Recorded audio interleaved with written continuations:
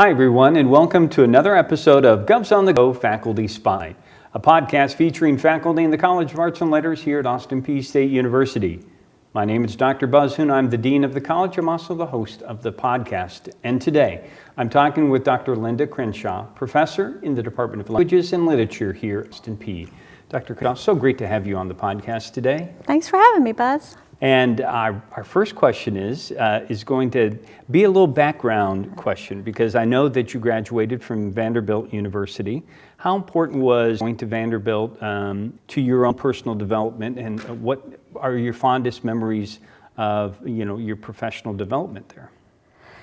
I went to Vanderbilt in the late 80s to study Southern literature, and one of the foremost scholars in that topic was there, Michael Kraling, and it was enormously important for me to work with somebody who was such an esteemed scholar. He was very helpful, and I worked on Flannery O'Connor, and his subject was Eudora Welty, so we had lots and lots of interesting conversations, and I learned how to debate a topic without attacking a person, and I've tried to share that with my students.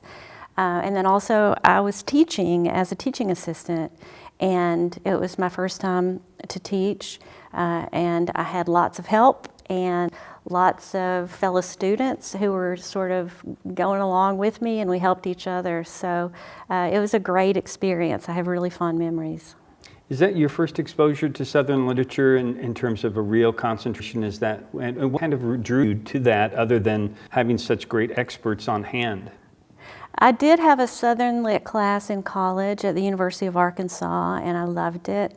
And I loved Flannery O'Connor, I love Faulkner, I love so many of those writers who formed that canon, Eudora Welty, of course.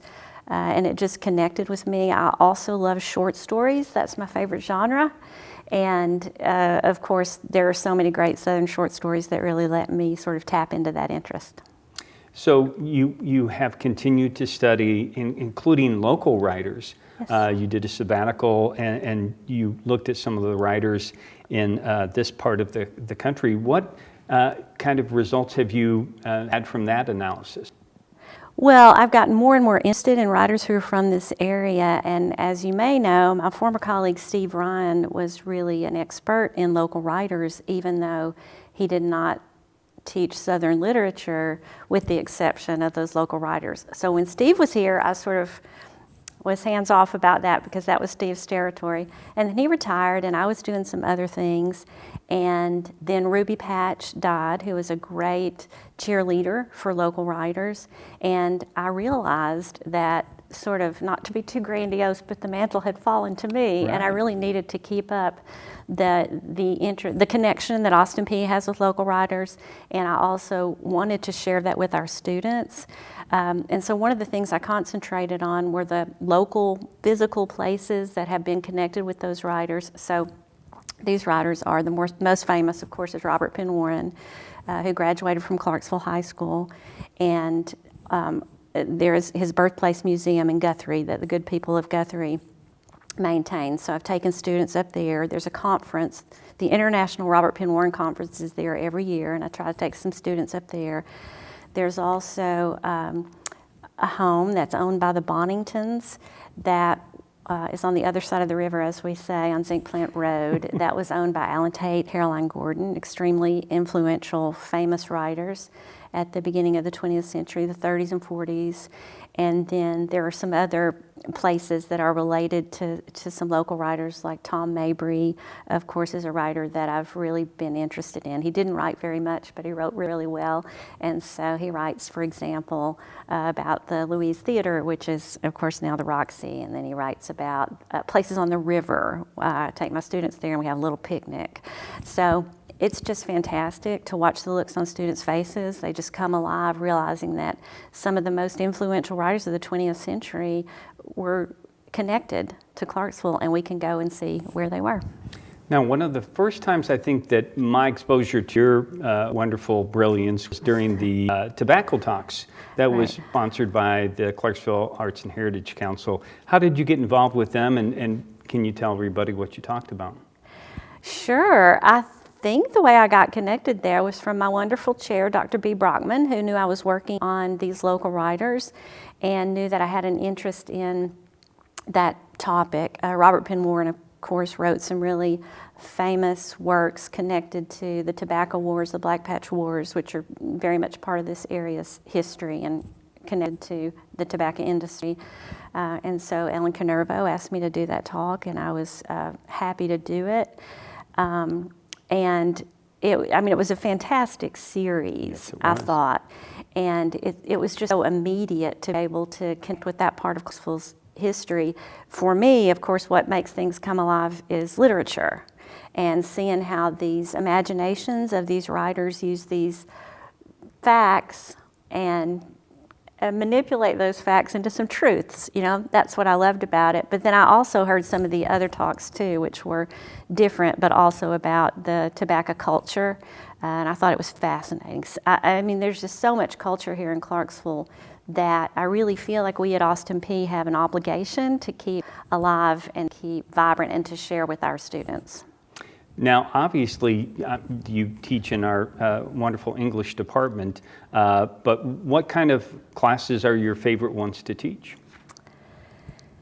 Well, I do love teaching Southern literature. I teach modern Southern fiction, which is always a lot of fun. I teach quite a few novels and some short stories to kind of lighten the load a little bit. That's their break, maybe 3 weeks of a novel and then a short story here and there.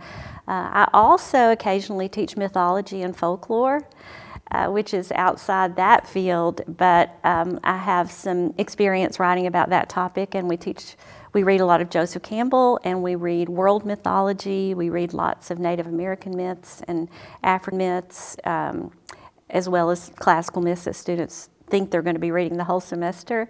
So that is a great class to teach because we get a lot of students who are not English majors who are interested in that topic, and we have lots of fun with that. That's a great class to teach.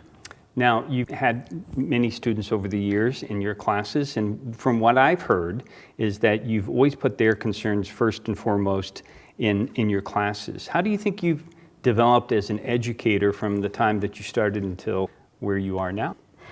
This is something I think about a lot, and when I think back at my time at Vanderbilt, when I was starting teaching, I really had the idea that I was going to be all about English and literature and writing. It was all just going to be about the subject matter. And then over the years, I have realized it's really about the students. And I had that emphasized to me during the pandemic when we were teaching on Zoom, and students would be in their little boxes, maybe in their bedrooms, and we all just kind of seemed kind of sad and lonely, right? We all just looked so sad and lonely.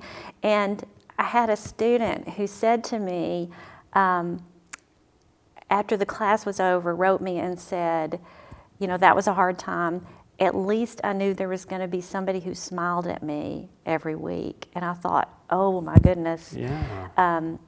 I can do that, right? I can do that. And I really believe, this was World Lit, so these were not upper level students or graduate students, but I really think that World Lit can help us explain the world to ourselves and to each other, and help us locate our values, and help us know ourselves and our world better.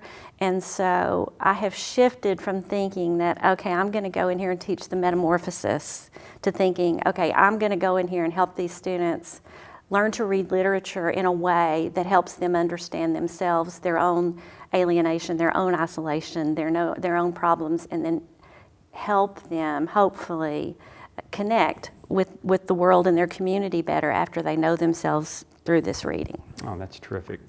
The last question I have is about your time as honors director here at the university, and I think it's really important to have a healthy honors program for the university. Can you talk a little bit about your time there and what you remember as the honors director? Sure, I agree with you completely. I think every institution needs a fantastic place for good students who want to be better and who are interested in excelling and have a history of excelling. They have a place to shine in college. And that's not only good for those students is good for all the students. So I have always believed in having a balance between an honors program which gives students who are in the honors program, who choose to be in the honors program, a special place to go, the Honors Commons, and some special perks. They can register early, that sort of thing. Have some snacks and some parties and some functions. A balance between that and having those students integrated into the larger population. So I know there are some institutions which have honors colleges in which those students only take classes with other honors students. And I have never wanted Austin Peay to have that kind of honors program. I think it benefits everybody if the honors students mix and mingle with students of all kinds. It just makes everybody better. Well, thank you not only for your past contributions to the university. Thank you so much for what you're doing right now. We appreciate having you not only in the department but also on the podcast today. Well, thanks. I've been happy to be here. It's been fun. And thanks to all the listeners and viewers out there for joining us. We will continue to profile some of the outstanding professors we have here in the College of Arts and Letters at Austin Peay State University. So until next time, stay safe, take care, and God bless.